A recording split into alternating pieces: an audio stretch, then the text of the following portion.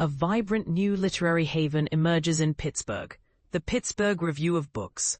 Dated September 2nd, 2025 at 5:33 a.m. EDT. For decades, the New York Review of Books, established in 1963, and the London Review of Books, launched in 1979, have been the go-to destinations for literary enthusiasts seeking insightful critiques and discussions.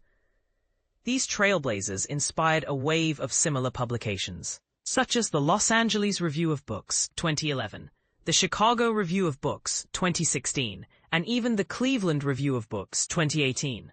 Now it's time for Pittsburgh to claim its place among these illustrious names with the launch of the Pittsburgh Review of Books, PRoB. The brainchild of Pittsburgh-based author Ed Simon, the Pittsburgh Review of Books is set to debut on Wednesday, September 3rd, under the auspices of Carnegie Mellon University's English department.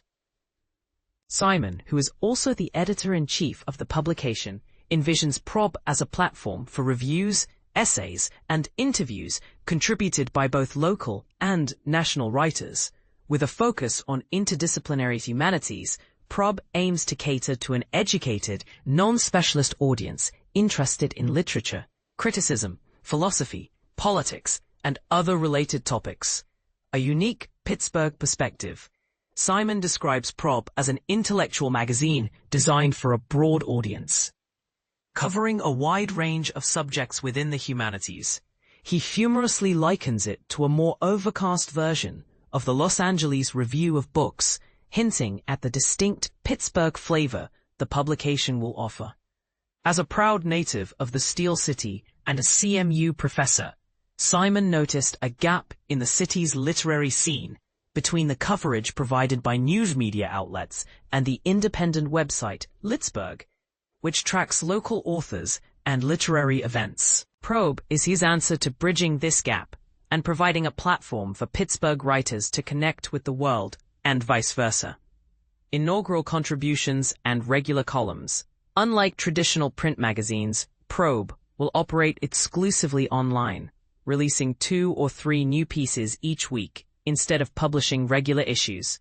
The inaugural contributions include Simon's interview with renowned historian Jill Lepore, Westminster College religion professor Timothy R. Grieve Carlson's exploration of Maxa Vanka's church murals and their connection to contemporary labor politics, and novelist Laurie Scheck's piece on cyborg fever and the writer as a curator.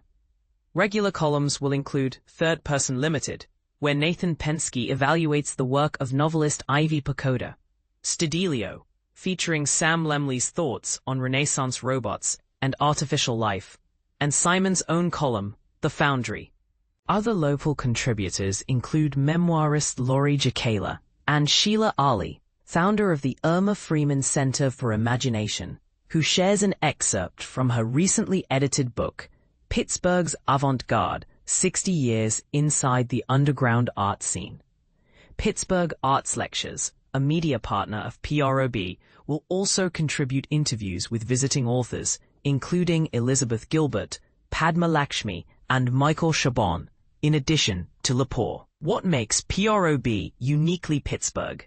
According to Simon, PRoB's Pittsburgh essence is rooted in its perspective. The publication is deeply interested in topics such as industry, technology, labor, and the environment, and how they intersect with literature, philosophy, and other fields. Supported by a CMU-backed budget, PRoB employs a team of graduate and undergraduate students, remains ad-free, and is accessible to all readers without charge, although donations are welcome. The publication's acronym, PRoB, is a clever nod to Pittsburgh's history, courtesy of former CMU student Jennifer Bortner.